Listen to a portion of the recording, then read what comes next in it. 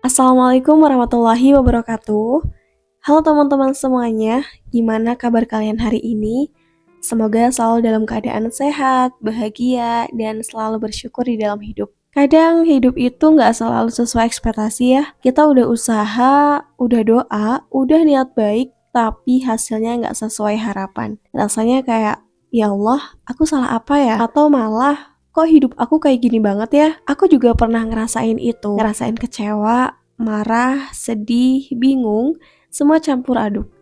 Dan jujur ada masanya aku sempat mikir, apa Allah nggak sayang sama aku ya? Tapi ternyata dari semua jatuh bangun hidup, aku pelan-pelan belajar satu hal penting, yaitu berprasangka baik sama Allah. Itu adalah kunci ketenangan hati. Seringkali kita terlalu fokus sama apa yang kita mau, sampai lupa bahwa yang terbaik itu belum tentu yang kita inginkan. Allah itu maha baik.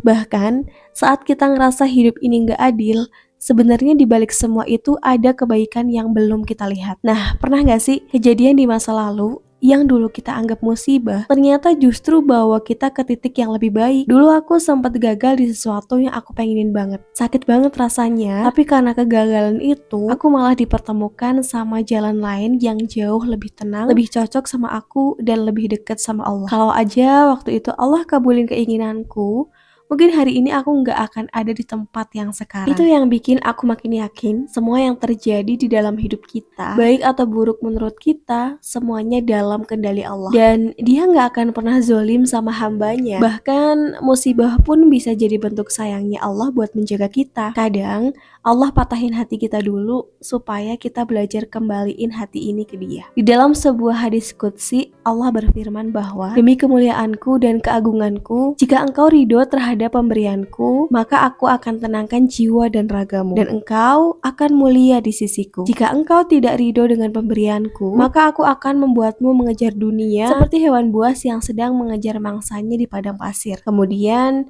tidak akan datang kepadamu kecuali yang sudah aku takdirkan. Aku kalau dengar dan baca hadis qudsi ini, rasanya merinding banget dan benar-benar takjub sama keagungan Allah Subhanahu wa Ta'ala. Berprasangka baik sama Allah itu bukan berarti kita justru nerima semuanya tanpa usaha. Justru malah sebaliknya, kita tetap ikhtiar, tetap semangat ngejar yang terbaik. Tapi saat hasilnya nggak sesuai ekspektasi, kita bilang ke diri sendiri, mungkin bukan sekarang.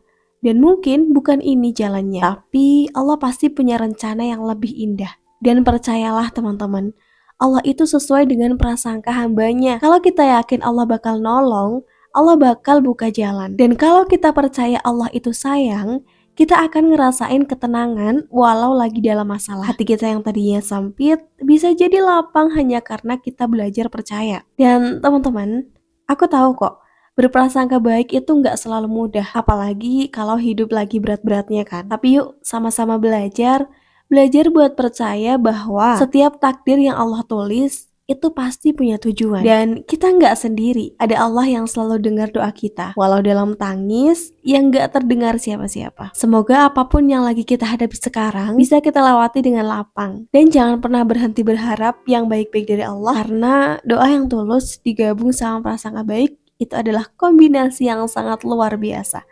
Kita mungkin belum sampai di jawaban yang kita cari, tapi percayalah, kita sedang dalam perjalanan yang Allah tuntun sendiri. Terima kasih buat kalian yang udah dengerin podcast ini sampai akhir, dan nantikan pembahasan menarik berikutnya. Wassalamualaikum warahmatullahi wabarakatuh.